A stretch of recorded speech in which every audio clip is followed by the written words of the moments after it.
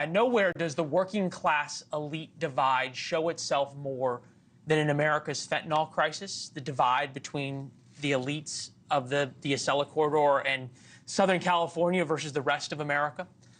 Last night on 60 Minutes, Mexico's president offered some ideas on why the drugs that are mostly made in his country, namely fentanyl, kills so many Americans. You know why we don't have the drug consumption that you have in the United States? Because we have customs, traditions, and we don't have the problem of the disintegration of the family. The disintegration of the family.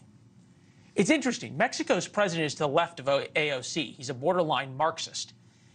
In American socialists, even democratic socialists, even the AOC folks, tell us that traditional families, traditional values, they don't mean anything. They're terrible. In fact, they're reasons to be scornful.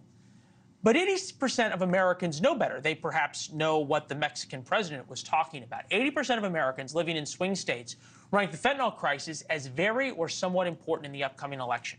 That's more than abortion, climate change, or the wars in Ukraine and Gaza.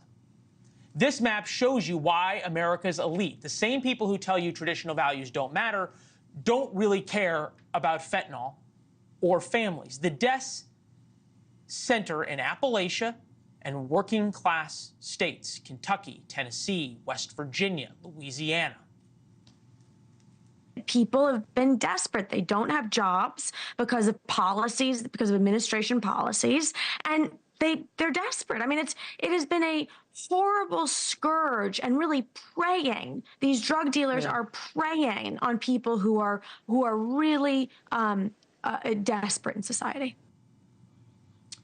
That's Leland Vittert on the program Friday. She's a data scientist with a PhD who studies these trends, also my sister. Customs and Border Protection seized 27,000 pounds of fentanyl at the U.S.-Mexico border last year. That's roughly the weight of a fighter jet. And if dosed correctly, enough to kill 6 billion people. That is, every American 17 times over. The Mexican president admitted to 60 Minutes that he couldn't stop the flow of illegal immigrants. By extension, he could stop the drug cartel, too, if he wanted. That's what he said on 60 Minutes. And he demanded $20 billion to do it. Here's his take. If they don't do the things that you've said need to be done, then what? The flow of migrants will continue. All right. $20 billion or the flow of migrants continues, and the flow of drugs continue. Blackmailing America is pretty bold.